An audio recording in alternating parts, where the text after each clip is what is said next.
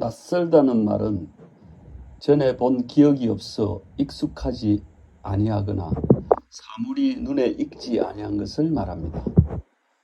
익숙하다는 말의 의미는 어떤 일을 여러 번 하여 서투르지 않은 상태에 있거나 어떤 상대를 자주 보거나 겪어서 처음 대하지 않는 느낌이 드는 상태를 말합니다. 인간은 누구나 낯설지 않고 익숙한 사물이나 사람을 좋아합니다. 물이 언제나 지구 중력의 힘으로 인해 낮은 곳으로 흐르듯 익숙하면 우선 마음이 편안해지기 때문입니다. 그런데 익숙하면 변화에 깨어있지 못하고 뒤처질 가능성이 높습니다. 그래서 자신이 스스로 낯선 시선으로 세상을 보려는 노력을 해야 합니다. 처음에는 낯설지만 이런 과정을 반복하는 가운데 차츰 낯선 것이 두려운 것이 아니라 새로운 것을 경험하는 좋은 기회라고 생각하게 됩니다. 여행을 떠나는 사람들의 특징은 익숙하지 않은 곳을 찾아 낯설음을 즐기기 위해서입니다. 새로운 세상을 보고 새로운 사람을 만나면 새로운 기회가 생깁니다. 여행을 통해 전혀 익숙하지 않은 지형과 기후와 문화를 만나게 됩니다. 언어도 다르고 생각도 다른 사람들을 만나면 시야가 넓어지고 세상을 보는 눈이 점점 커집니다. 큰 일을 이룬 정치가들이나 작가들은 우물 안에 갇혀 살지 않고 넓은 세상을 돌아다녔습니다. 그들의 행보는 나중에 그들을 위대한 정치가와 작가로 이끌었습니다.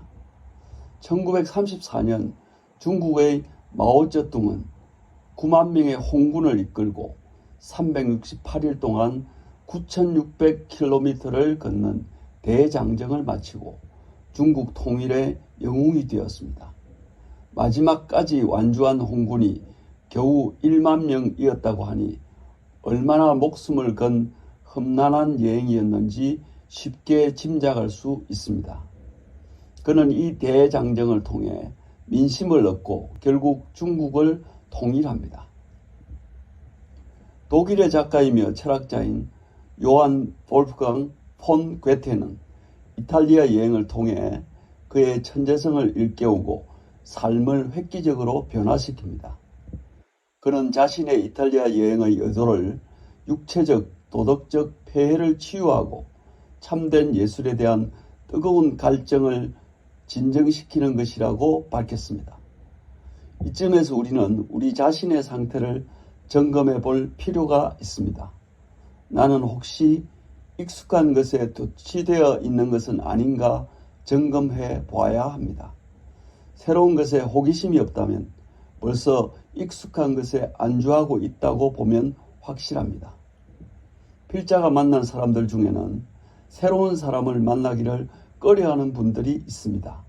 나이 들면서 그저 익숙한 친구들과 자주 만나는 것으로 만족하고 살아갑니다.